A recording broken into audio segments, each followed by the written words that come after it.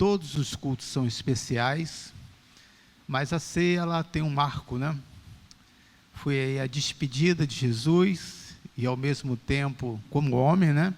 E a sua ressurreição logo após, e também nesse intervalo, até a sua volta, ele nos pediu para que nós, todas as vezes que nos reuníssemos, tivéssemos nesse momento fazendo memória dele. Então, a ceia, de fato, ela tem algo bem significativo para o povo assim cristão, e eu fico contente de saber que você valoriza esse momento, e é sobre isso que vamos estar falando. Então, ao participar da ceia do Senhor, nós declaramos, primeiramente, o nosso propósito. O nosso propósito de sermos cristãos, o nosso propósito de seguir as suas palavras, de acompanhar os seus ensinamentos, os nossos propósitos de poder valorizar, né, a igreja do Senhor, a comunhão, o corpo de Cristo, ou seja, de fazer de Jesus o nosso Senhor.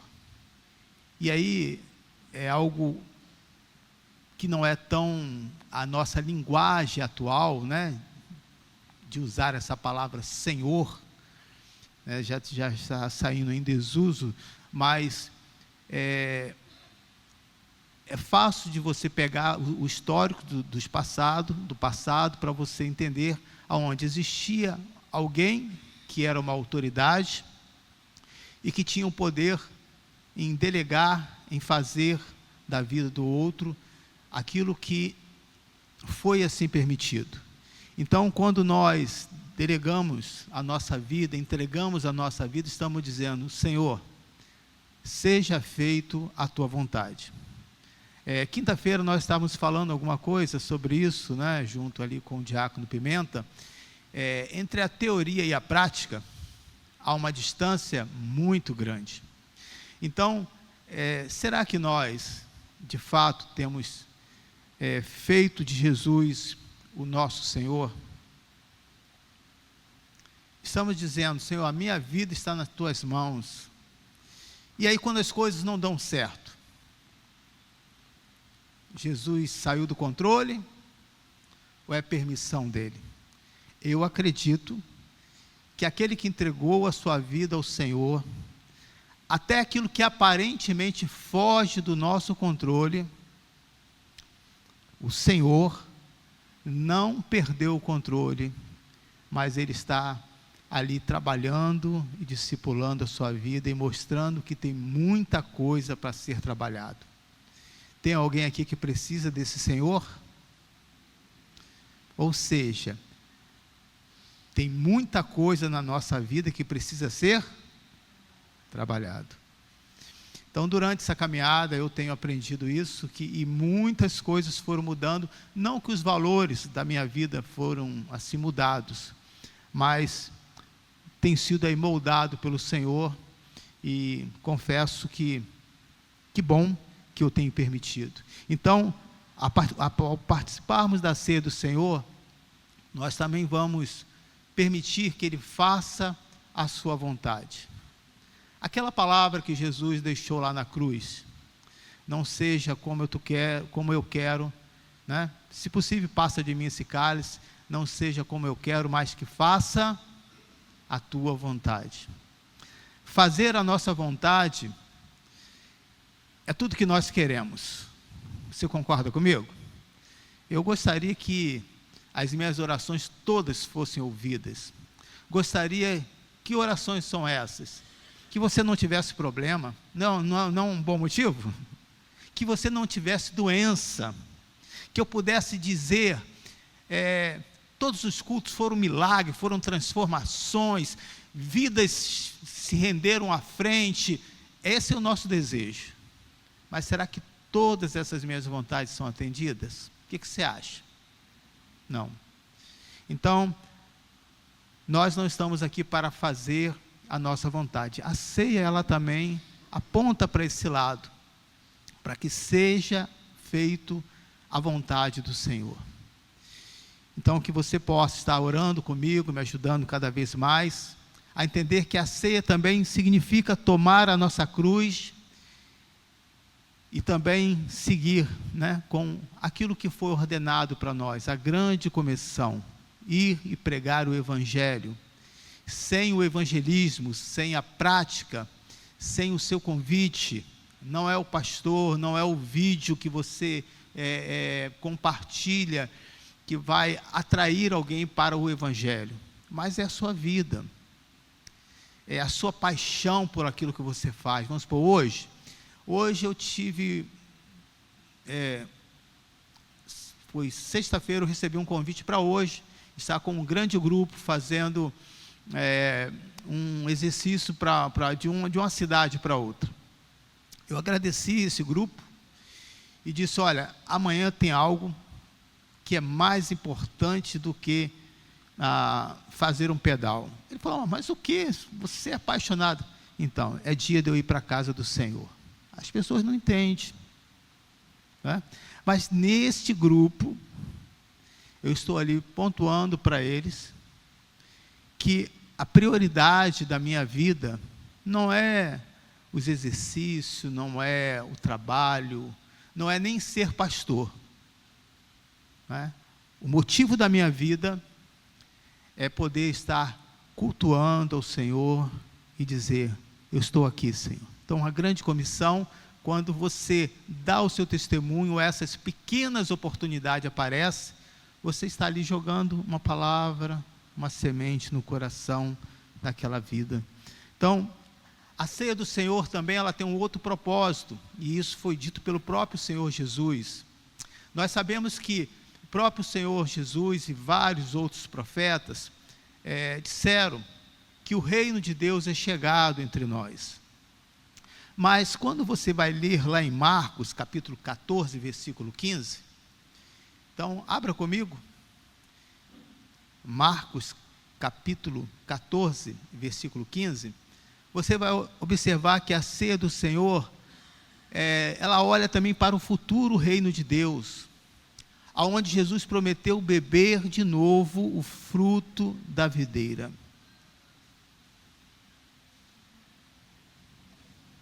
Versículo 25, Marcos 14, eu lhes afirmo que não beberei outra vez do fruto da videira, até aquele dia em que beberei o vinho novo no reino de Deus. Então, a ceia também aponta para esse futuro, que é mostrando que o Senhor irá voltar. Ele aqui está marcando um compromisso conosco, e dizendo: enquanto isso, compete a vocês participarem da ceia, lembrando das minhas palavras, para que você nunca se esqueça. Então, fazendo aí esse comentário e essa introdução, eu quero fazer uma oração para que a gente possa iniciar a mensagem. Amém. Senhor, eu quero te agradecer por esse momento, por essa oportunidade, e eu sei muito bem que não adianta uma mensagem elaborada, uma preparação pessoal, se o Senhor não estiver aqui. E é isso que eu te peço, não só os meus irmãos, eu preciso da tua presença, eu preciso que o Senhor torne das minhas palavras, não minhas, mas tuas, para que o Senhor possa falar os corações em situações diversas e de momentos bons ou complexos que cada um esteja passando, e que ao chegar aqui e ao sair desse lugar possa dizer: Senhor, valeu a pena, o Senhor falou comigo. Que assim seja, e que todos digam amém. Os pais, eles têm uma função muito importante, a função de orientar os seus filhos. Você orienta os seus filhos?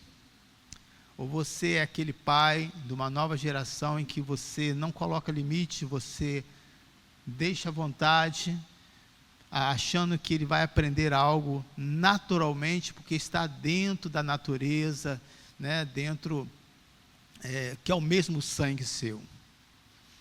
O que nós temos visto são duas gerações que sempre aconteceu assim, né? Uma geração que educa, que ensina, não toque, não mexe nas coisas dos outros, não peça, dê bom dia, mais o quê? Tenha modos,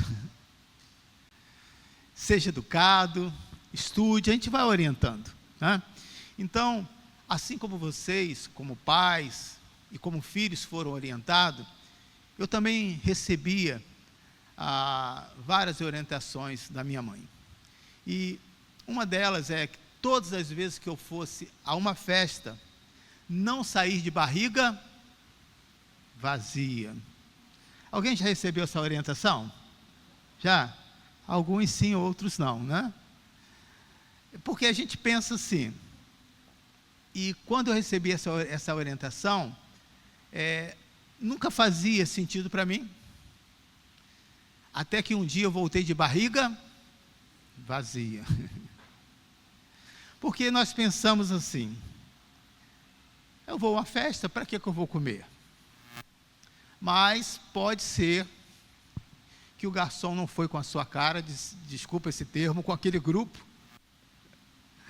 Vê se você não já teve esse sentimento, essa sensação melhor. O garçom passa por todas as mesas, menos pela sua. E aí você fica, não está me vendo aqui? Não é possível. Mas se você estiver de barriga cheia, né, bem alimentado, é indiferente para você. Você mostra até a sua educação. O garçom chega e você fala, não, não quero não, obrigado. Você quer mais alguma coisa? Não, eu não quero não, obrigado. Então, o que nós podemos ver, e é o tema que eu quero trazer para vocês, quando nós agimos assim, não estamos dando dignidade ao convite, não estamos honrando. Não temos honra nenhuma para aquela pessoa. Parece que fomos ali apenas para comer. Então, mediante isso, veja o que Paulo vai dizer em 1 Coríntios, capítulo 11. Paulo também vai trazer essa orientação. Então, essa introdução que eu fiz aqui, inspirado nesse grupo aqui da igreja em Coríntios, onde no versículo 33, havia ali toda uma divergência, né? Mas eu quero trazer essa questão da dignidade. Portanto, meus irmãos, quando vocês se reunirem para comer, espere o quê? Um pelos outros. Isso às vezes não é aborrecimento na sua casa? Você faz a comida, prepara a mesa, está esperando a pessoa chegar, e a pessoa chega, e às vezes com tanta fome, nem lava a mão. Tem alguém aqui assim? Ou já chega, lavou a mão, e já senta aí, come. Aí você fica assim, para que eu esperei? Portanto, meus irmãos, quando vocês se reunirem para comer, esperem o quê? Uns pelos outros. Olha que essa orientação ela é importante também aqui para esse momento. Às vezes, aquilo que você pratica lá na sua casa, você vai repetir aqui, com a maior naturalidade. Eu observo que às vezes no momento em quando nós estamos servindo a ceia, o pastor ainda nem celebrou, nem a pessoa já comeu o pão, já pegou o líquido, bebeu, e aí fica assim, era para esperar? Por quê? Passa a ser uma prática automática da vida daquela pessoa. Então, até esse momento, quando nós estamos celebrando aqui a ceia, né, pedindo que você se levante, erga o pão e ore, nós estamos dizendo aqui o que Paulo está falando. Falou, versículo 34, se alguém estiver com fome, faça o quê? Coma em casa. Então, todas as vezes quando você for para uma festa, você vai lembrar disso. Pastor falou, se eu estou desesperado aqui procurando um garçom, é porque eu não me alimentei antes de sair de casa. E você não é louco de dizer que a sua mãe não te orientou nisso, né? Por favor. Se alguém estiver com fome, coma em casa. Para quê? Quando vocês se reunirem, isso não resulte em condenação.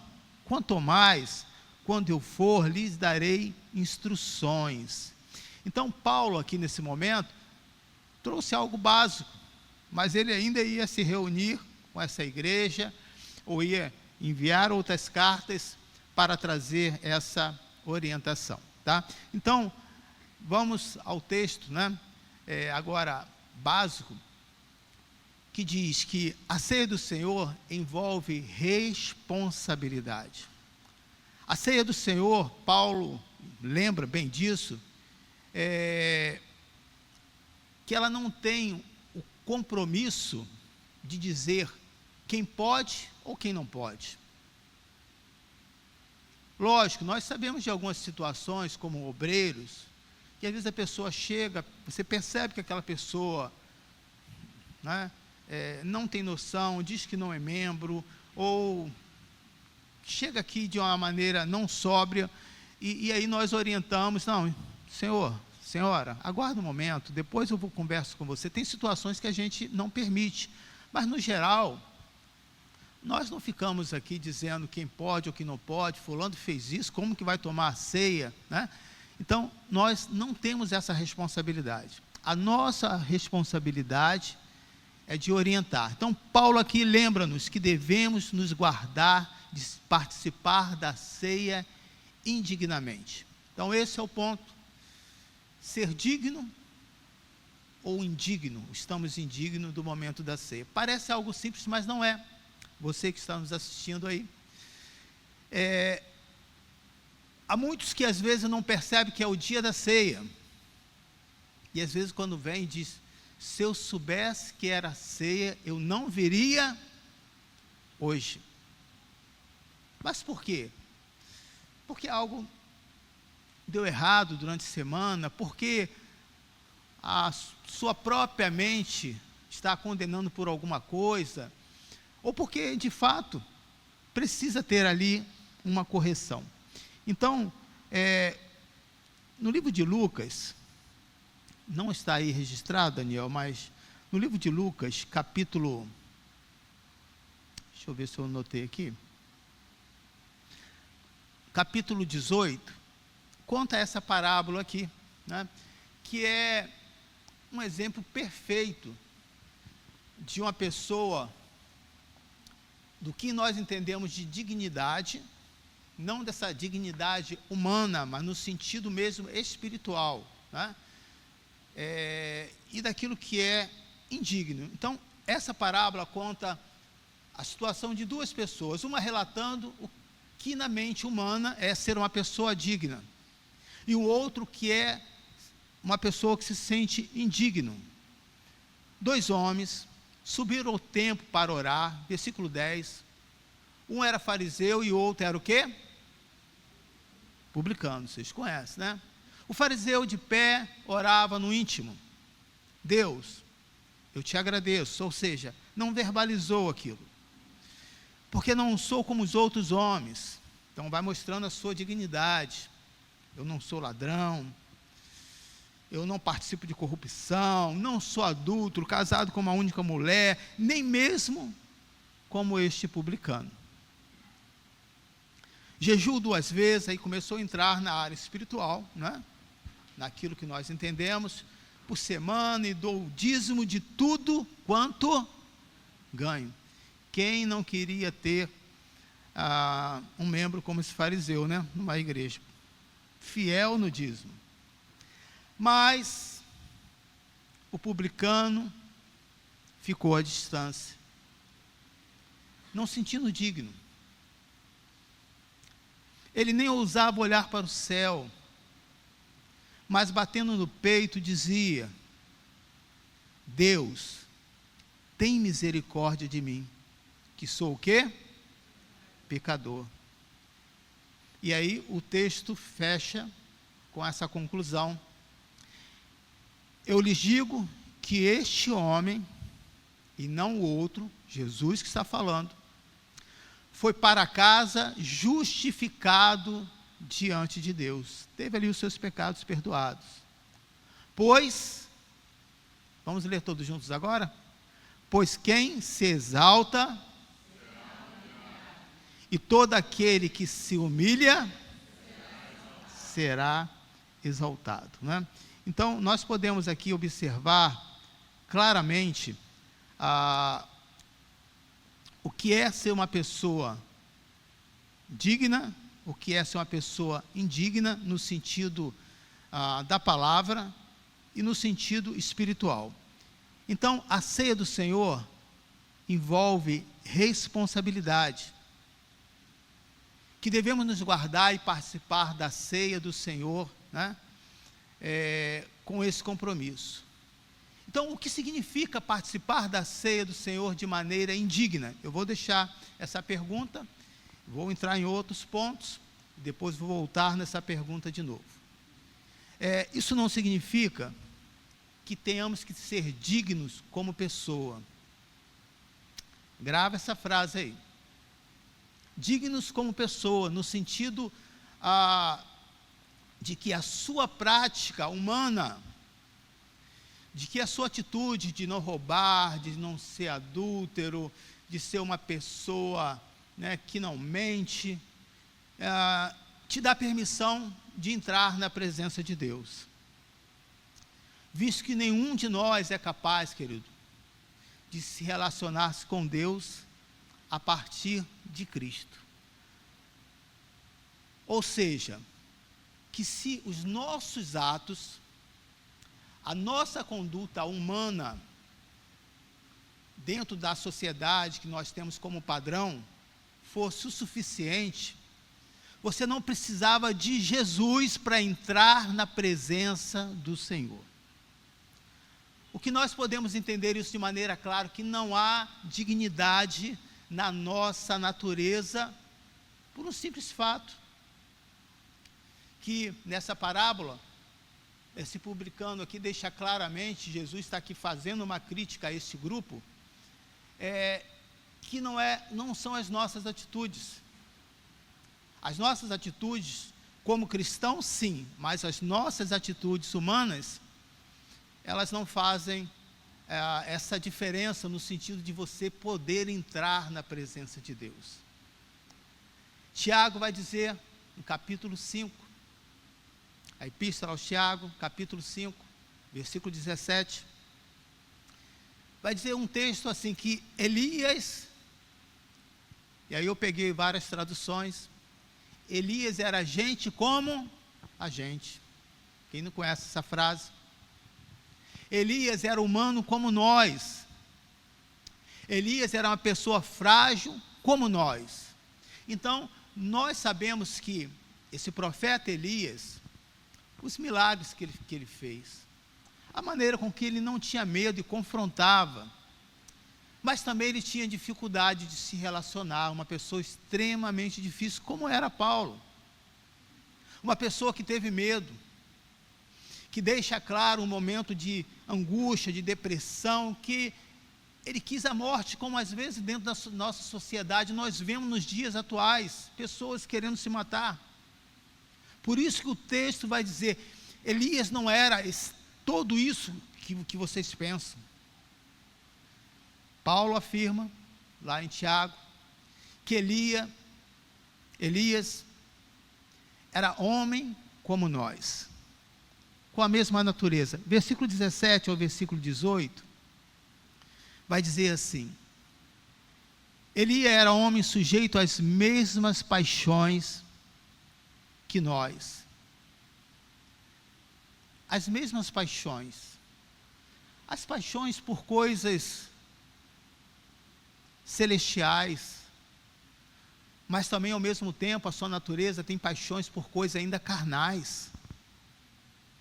Tem coisas da igreja que você deseja e quer ansiosamente, mas também é uma luta para que você possa abandonar muitas coisas.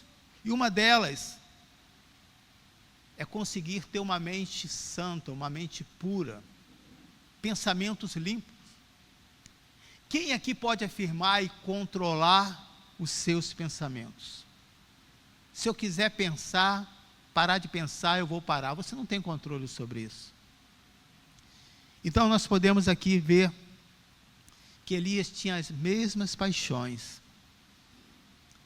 Mas o texto não para aí dizendo assim, que Elias era um fraco, que Elias tinha dificuldades. Mesmo com essas dificuldades, orando, falando com Deus, ou seja, as suas dificuldades não impedem de você abrir a sua boca e falar com Deus. Não é por aquilo que você fez que agradou o Senhor que te dá essa liberdade, mas por esse coração quebrantado, que às vezes tão punitivo que nós dizemos, não, fulano, vamos afastar da igreja. Fulano não pode praticar ou fazer isso agora. Preste atenção no que eu estou tentando explicar. Dizendo que Elias, mesmo com essas paixões, com essas suas dificuldades, quando ele entrava na presença de Deus, ele entrava como esse publicano. Ele não entrava como Elias, o grande profeta, que dizendo, olha os milagres que eu fiz, olha esses reinos, olha quantos altares eu destruí. Não, ele entrava como aquele publicano. Tem misericórdia de mim, Senhor. E durante esses anos, querido, eu já ouvi muitas histórias. No início da caminhada, a gente entra como esse fariseu. Graças a Deus que eu não sou como essa pessoa. Graças a Deus que eu não minto mais. Graças a Deus que eu pertenço ao reino de Deus e agora não estou mais nesse mundo. Mas com o passar do tempo, você vai vendo que as coisas não é bem assim.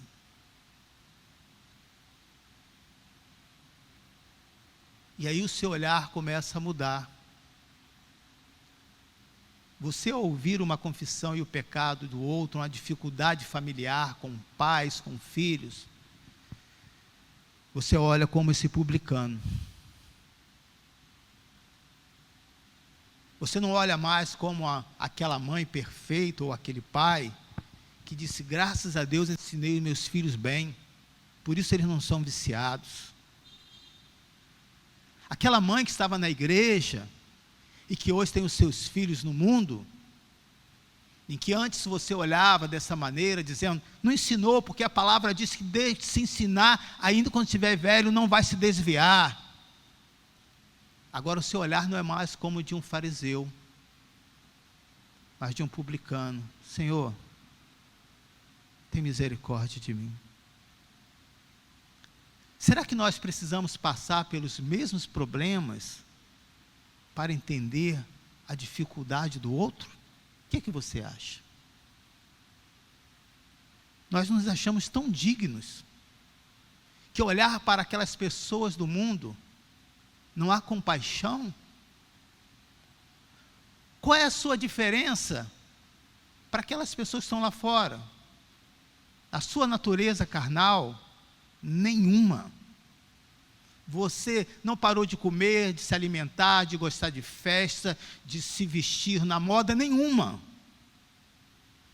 A diferença está que você permitiu que Jesus Cristo tornasse o Senhor da sua vida. E se Deus é Senhor da sua vida, você pode dar um glória a Deus? Apenas isso. Mas diante de Deus, de um cristão e um ímpio,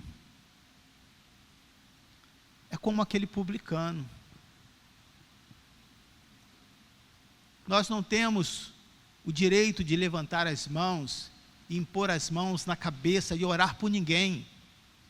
Esse direito que nós temos é por causa de Jesus. Com isso, não é que dizer que você tem que ser flexível ao erro, ao pecado, não.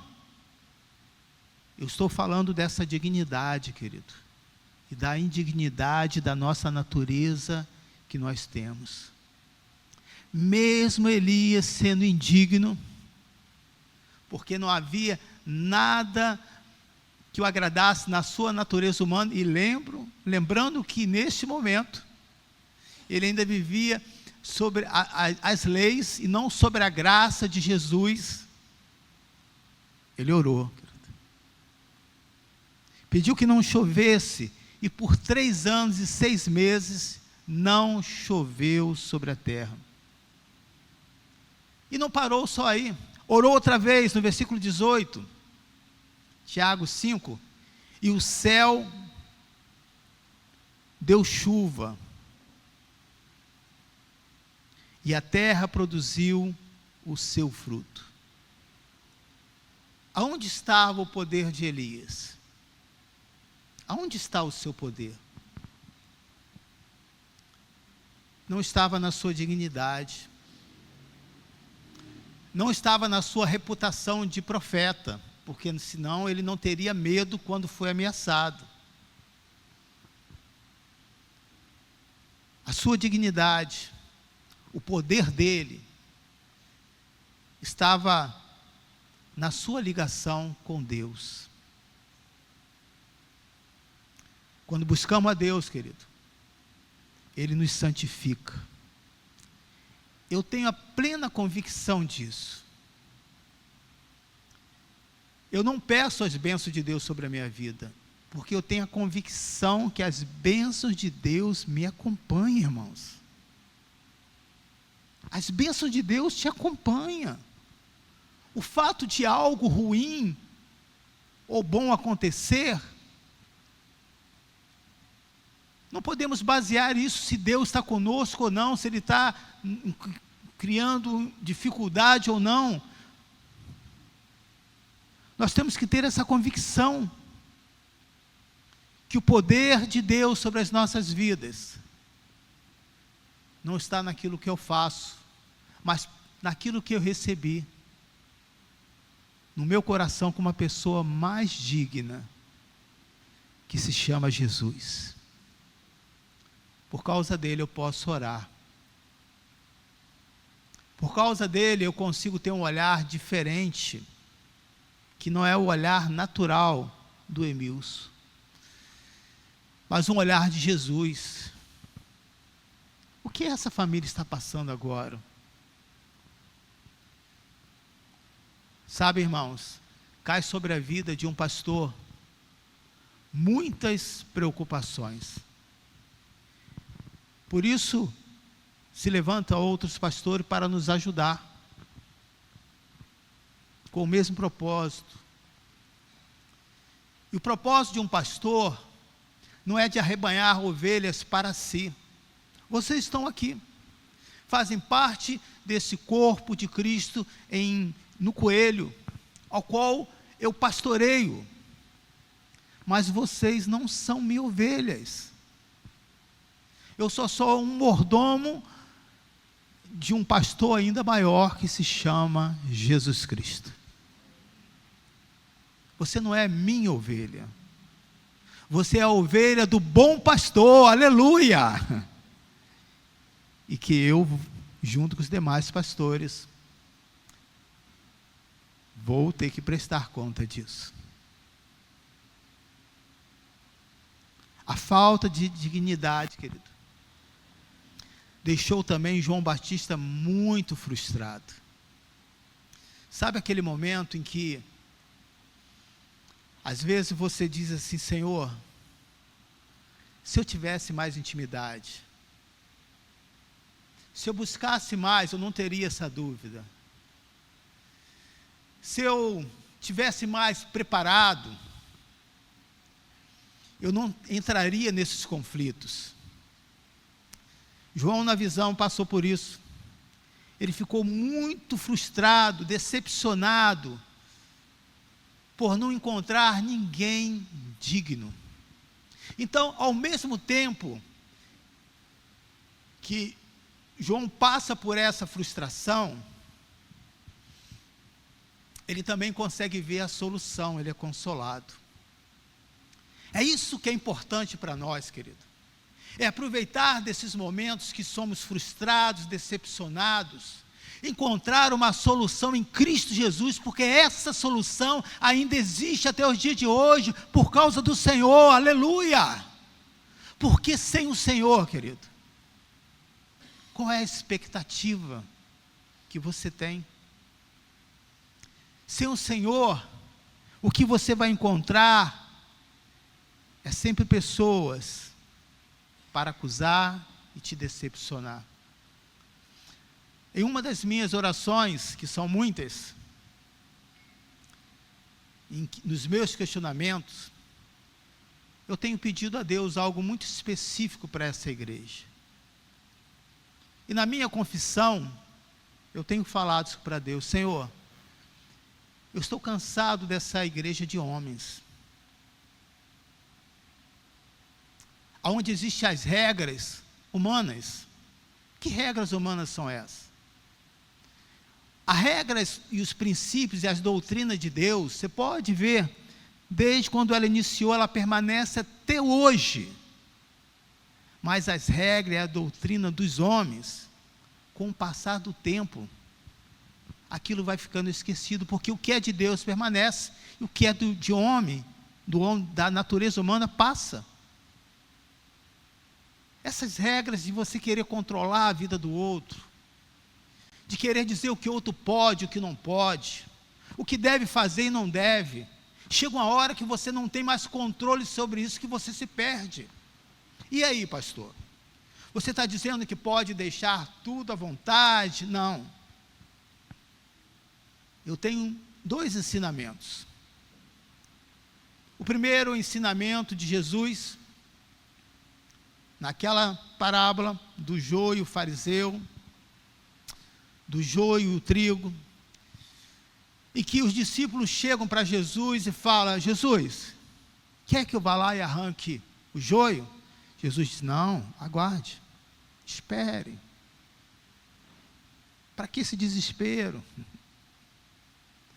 No devido tempo, o ceifeiro virá, e só ele sabe separar o que é o joio do trigo.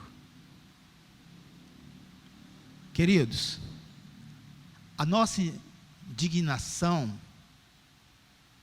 e indignação por aquilo que é errado, aquele que ama a Cristo, em muitas situações nós ficamos extremamente indignados, mas nós não temos controle sobre isso.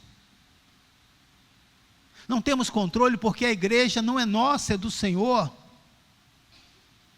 E não temos controle porque nós não conseguimos mudar a cabeça e o coração de ninguém. Pode observar. Pega a pessoa pequenininha que está lá com você, que você está criando, que você está orientando.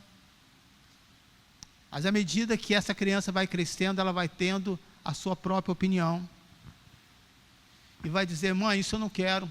Pai, isso eu não vou fazer. E às vezes faz sobre imposição.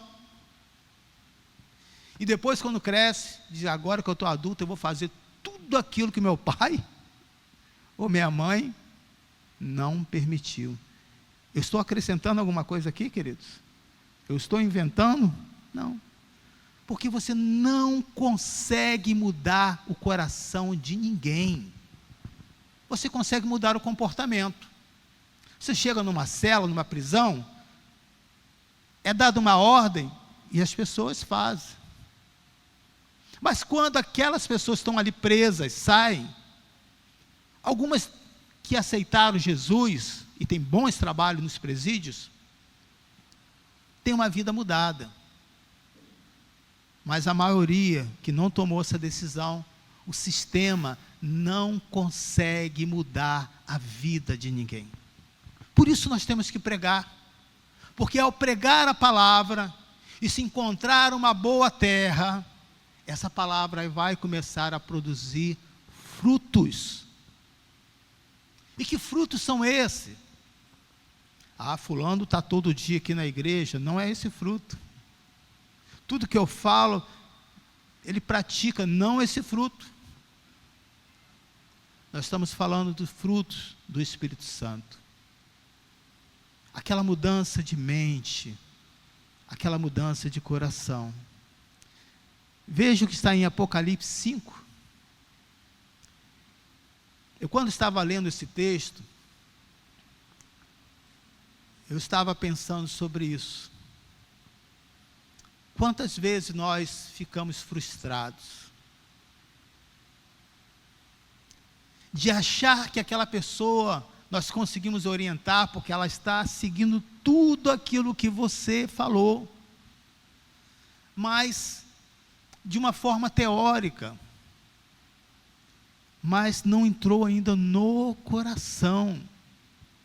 Olha nessa visão de João: então vi na mão direita daquele que está sentado no trono, estava falando aqui de Deus, um livro em forma de rolo, escrito de ambos os lados e selado com 7 selos. E vi um anjo poderoso, possivelmente Gabriel ou Miguel, proclamando em alta voz: quem é digno de romper os selos e de abrir o livro? Faz essa pergunta, e está ali João nessa visão, vendo tudo. E a resposta a isso: mas não havia ninguém.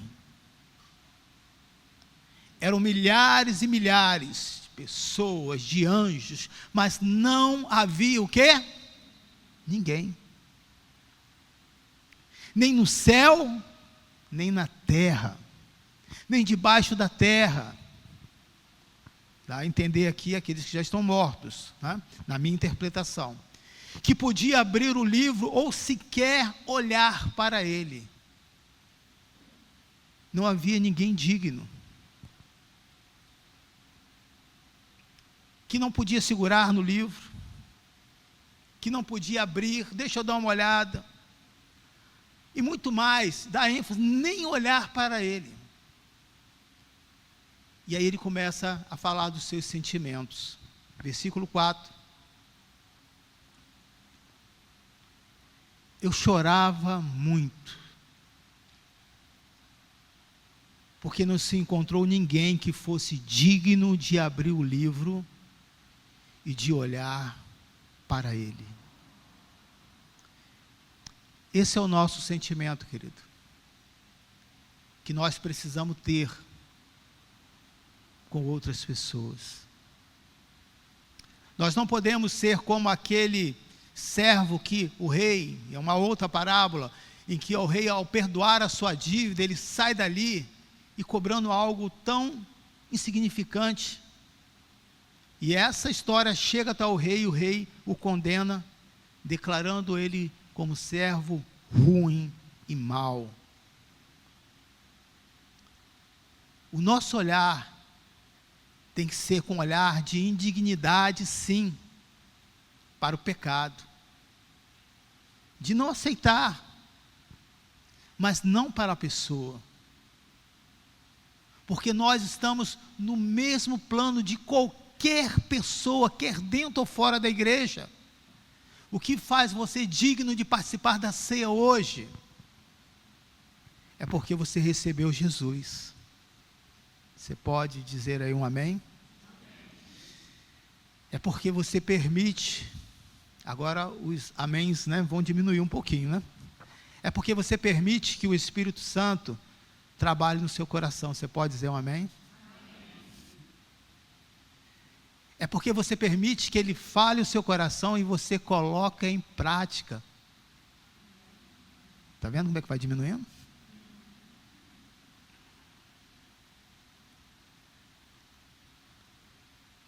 Diz que ele chorava muito. Eu hoje, aproveitando o gancho, falando sobre maturidade, né? É o que nós estamos trazendo esse mês, e você que não pôde participar, esteja conosco na próxima terça. A maturidade, ela vai nos ensinando isso. E a maturidade não tem nada a ver com a idade, mas tem a ver com permitir ser ensinado, reconhecer os seus erros e tentar não repeti-los. Mas diante dessa tristeza,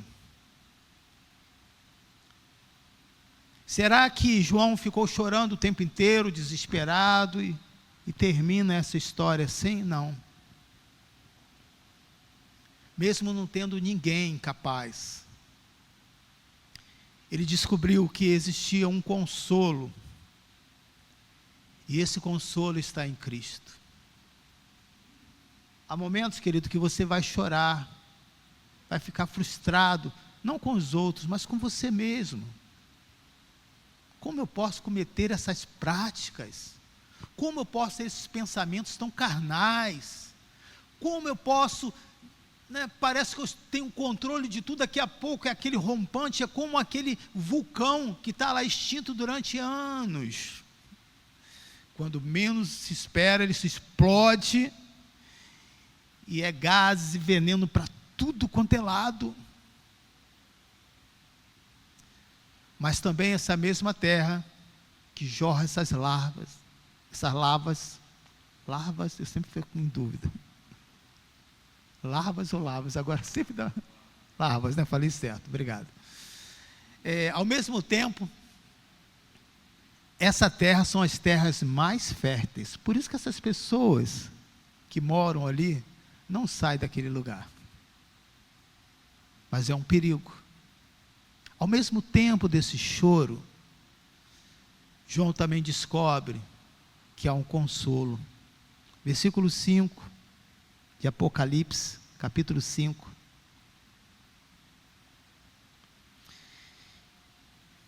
Então um dos anciãos me disse: olha que coisa maravilhosa, não chore. Você não deve esperar um ancião hoje da nossa igreja falar isso. Que ainda que eles possam e tenham essa liberdade, mas hoje você tem o Espírito Santo para consolar você nesta manhã e dizer: pela sua dignidade humana, de fato você não tem direito de participar da ceia. Somos todos encontrados indignos por causa do pecado. Mas olha o texto, como é que vai mostrar? Não chore. Eis que o leão da tribo de Judá, a raiz de Davi, venceu para abrir o livro e os 7 selos. Aleluia! Então vi um cordeiro que parecia ter estado o quê? Morto. De pé, no centro do trono, cercado pelos 4 seres viventes e pelos anciãos. Ele tinha 7 chifres, 7 olhos, que são os 7 Espíritos de Deus enviados a toda a terra. Ele se aproximou e recebeu o livro da mão direita daquele que estava sentado no trono.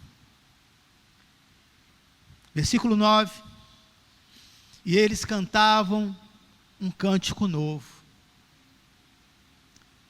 Tu és digno de receber o livro e de abrir os seus selos, pois foste morto, e com teu sangue compraste para Deus homens de toda a tribo, língua, povo e nação. Tu os constituíste reino e sacerdote para o nosso Deus, e eles reinarão sobre a terra. Até aqui, querido.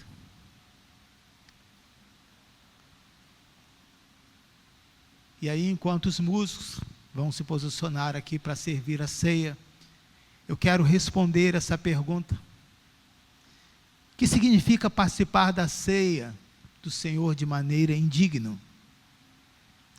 O que está em pauta aqui não é a indignidade, não é a indignidade de atitude e conduta, porque todos nós somos pecadores. O que está em pauta aqui é aqueles que têm permitido, e Paulo frisa muito isso, a sua atitude mental, revestido do novo homem, que segundo Deus é criado em verdade, justiça e santidade.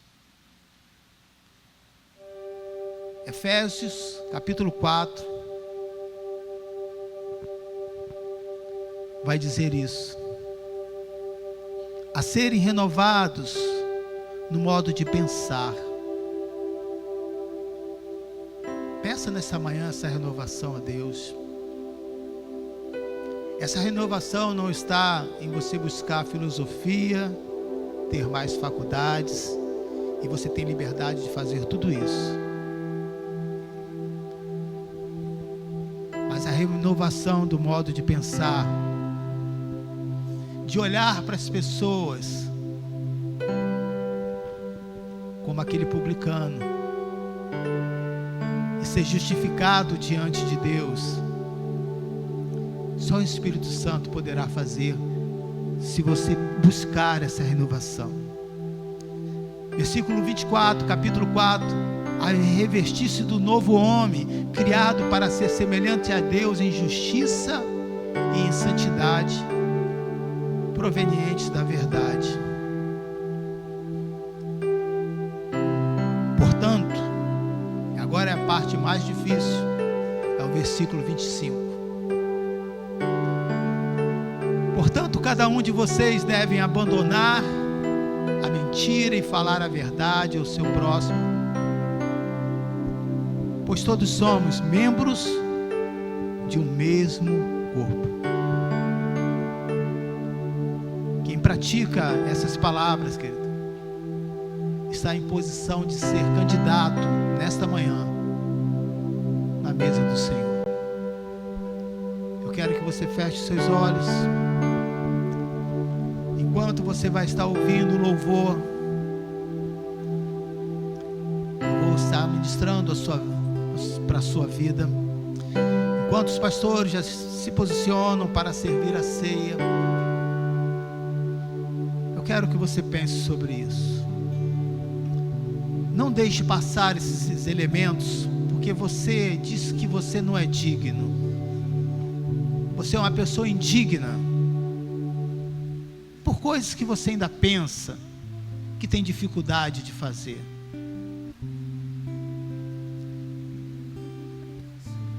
A indignidade é não permitir que o Senhor mude a sua mente. Se você deixar passar isso, você vai estar dizendo: eu não acredito que Deus pode perdoar os meus pecados, porque eu não fiz nada, eu falhei, eu cometi erros, eu não acredito que eu posso ter essa prática de vida, isso não é para mim. E aí, talvez você não tenha percebido que você ainda continua fazendo essa oração do fariseu. Mas uma mente mudada é diferente. Ele reconhece o erro. Ele olha com tristeza e chora por ter falhado, por ter criticado, por ter mentido, mas diz: Senhor, não é isso que eu quero. Eu fico mal com essa situação. Tem misericórdia de mim. Ao fazer essa oração, você está mais uma vez dizendo: eu quero abandonar tudo aquilo que me aprisiona. Os pastores estarão servindo agora os elementos da ceia. Não deixe passar esses elementos, a não ser que você ainda não seja um cristão, que ainda não tomou essa decisão por Cristo, ou que não entenda ainda a palavra. Deixe passar. Mas você que aceitou a Jesus, não deixe passar esses elementos. Ao deixar passar esses elementos, você está dizendo: eu ainda preciso melhorar. Você não vai conseguir melhorar sem a ajuda de Jesus. Mas com Ele você pode se tornar um cristão diferente. Mas ressuscitou.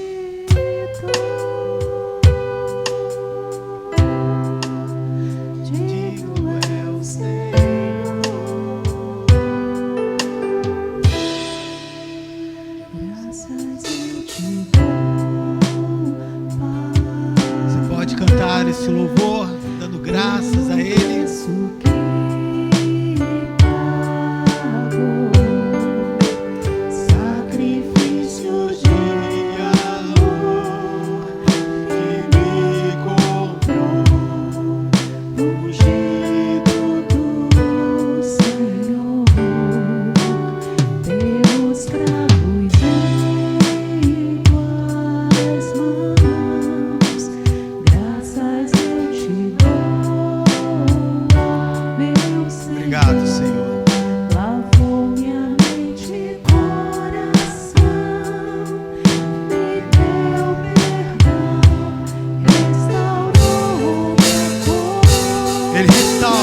comunhão.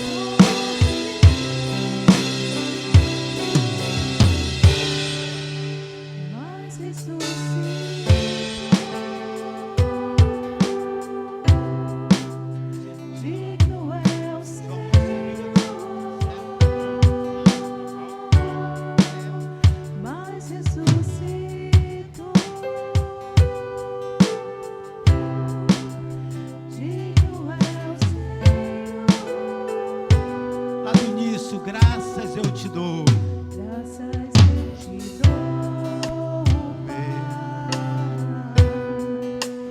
Pelo preço que pagou, sacrifício de amor que me comprou, ungido do Senhor, pelos cravos em tuas mãos. Graças eu te dou, ó meu Senhor, lavou minha mente e coração, me deu perdão,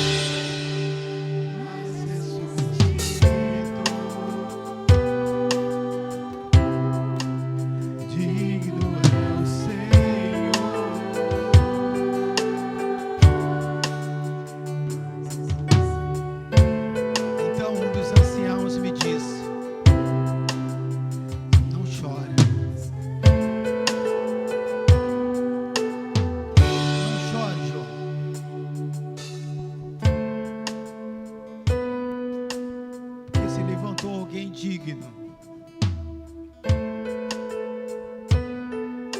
É o leão da tribo de Judá. Ele se levanta em favor da sua vida. A raiz de Davi. Ele não lutou apenas. Ele não fez a vontade do Pai apenas. Ele venceu para abrir o livro e os seus 7 selos. Quando você recebe o Senhor Jesus, o Espírito Santo abre esse livro para você. Você começa a olhar para os crentes de maneira diferente. Você abre a Bíblia, tem sede, fome de conhecer essa palavra, e o Espírito Santo vai falando, aleluia. É porque você largou os amigos, é É porque você mudou de hábitos? Não. É porque o leão da tribo de Judá venceu na cruz do Calvário e abriu esse livro da vida, que é a palavra de Deus para cada um de nós. Ao erguer o pão, você está dizendo: Senhor, eu faço parte desse corpo. Um corpo que às vezes está com vírus, está adoecido. Tem dias que estou cheio de disposição, com uma sintonia maravilhosa com o Senhor, mas tem dias que não. Independente de como o seu corpo está fisicamente, com saúde ou não, esse corpo é teu e você faz parte dele. Mas Jesus sara as feridas da tua alma. Aleluia! Nesta manhã Ele pode e já deve estar curando várias pessoas aqui. Porque nada que você faça te dá o direito de ser digno, de julgar, de condenar. Se eu continuar assim, eu não vou mais para essa igreja. Quem é você? Isso não é certo. Quem é você? O publicano dizia: Senhor, tem misericórdia de mim. Porque o que acontece com essa pessoa, o que aconteceu, poderia ter acontecido comigo, poderia ter acontecido com meus filhos. É essa oração que o Senhor recebe. Você não se coloca na posição de Senhor, mas de servo. Não se preocupe, você não é o guardião da igreja do Senhor, Ele é o guardião da igreja. Mas nós temos uma missão, e talvez muitos não estão fazendo essa missão, estão colocando na posição de Senhor. Aqui na minha igreja, jamais isso vai acontecer. Que Deus tenha misericórdia de ti, que está me ouvindo nesta manhã. Mas a nossa posição é de ir e pregar o Evangelho, de ir e pregar o Evangelho, de ir e pregar essa mensagem, não só para outros, e para nós mesmos e praticarmos. Ao fazer assim, você está sendo parte desse corpo de Cristo. Obrigado por esse elemento. Ao comer esse pão, você está dizendo: eu recebo o Senhor na totalidade. Tu continua sendo o Senhor da minha vida. E eu quero, ainda que eu tenha dificuldade, às vezes eu reclame, chore, eu quero fazer a tua vontade. Eu quero poder, não que os outros, mas eu mesmo olhar para mim e se autoexame e dizer: o Senhor tem me mudado. Aleluia!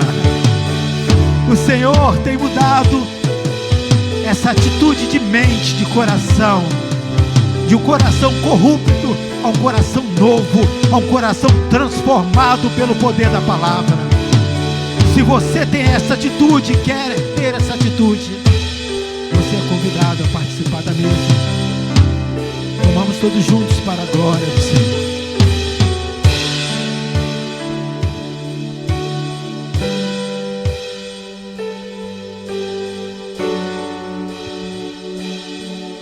Ao erguer este cálice,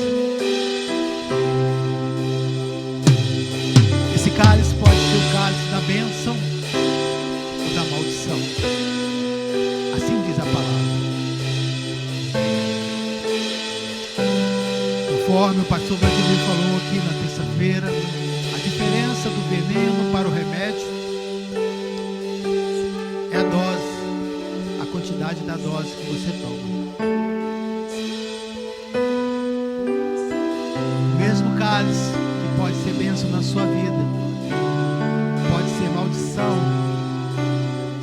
uma maneira não digna, está dizendo, não tem nada a ver. Deus conhece meu coração. Não. De fato Deus conhece, mas Deus também conhece o coração daqueles que querem se quebrantar e se arrependem.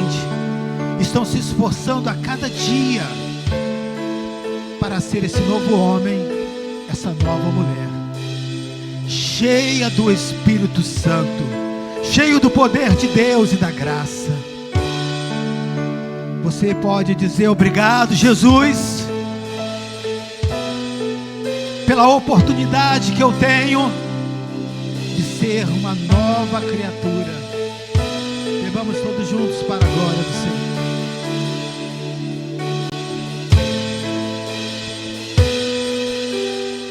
Este ato me faz lembrar as palavras de Jesus.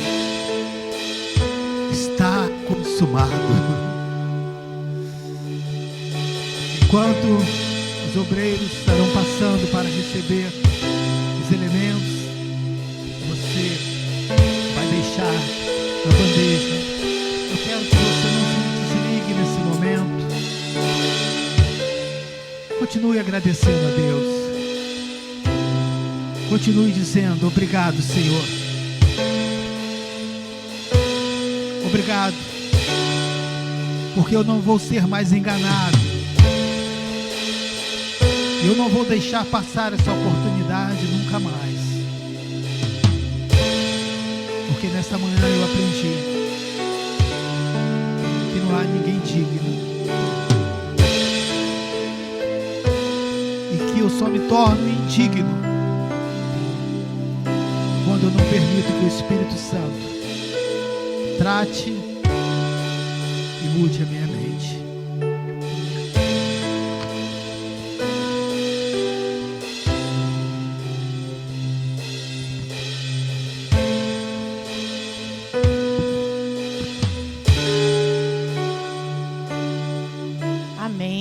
Antes de nós encerrarmos o culto dessa manhã, eu quero convidar os pastores a subirem. Hoje é o dia do pastor. Nós celebramos o dia do pastor. E nós precisamos orar pelos nossos pastores, amém?